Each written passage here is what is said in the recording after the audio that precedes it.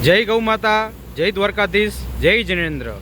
આજે જોઈ શકાય છે તારીખ 23/6/2024ના રોજ, આજે રવિવારના રોજ દાતાશ્રીના તરફથી આજે રાધે રાધે ગૌશાળામાં લીલી મકાઈનું અનુદાન કરવામાં આવી રહ્યું છે। તમે જોઈ શકો છો આજના દાતાશ્રી સ્વર્ગવાસ લીલાવતીબેન પ્રભુલાલ ગુટકા હાલ બનુન મુંબઈ તરફથી દાતાશ્રીના તરફથી આજે રાધે રાધે ગૌશાળામાં લીલી મકાઈનું અનુદાન કરવામાં આવી રહ્યું છે। તમે જોઈ શકો છો આ સંસ્થામાં 53 જેવા ગૌવંશ બિરાજમાન છે ને દાતાશ્રીનો અમે ખૂબ ખૂબ આભાર માનીએ છીએ ને દરરોજ સાંજના ટાઈમે બાળકોને બટુક ભોજન છે, તો આજે દાતાશ્રીના તરફથી બાળકોને પાઉંભાજીની પ્રસાદી છે।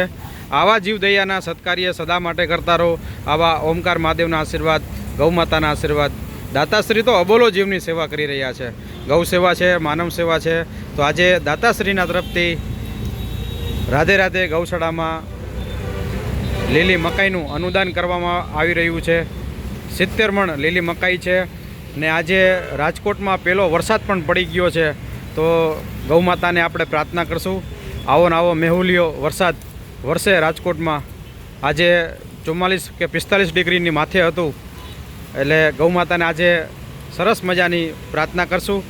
જય ગૌ માતા, જય દ્વારકાધીશ।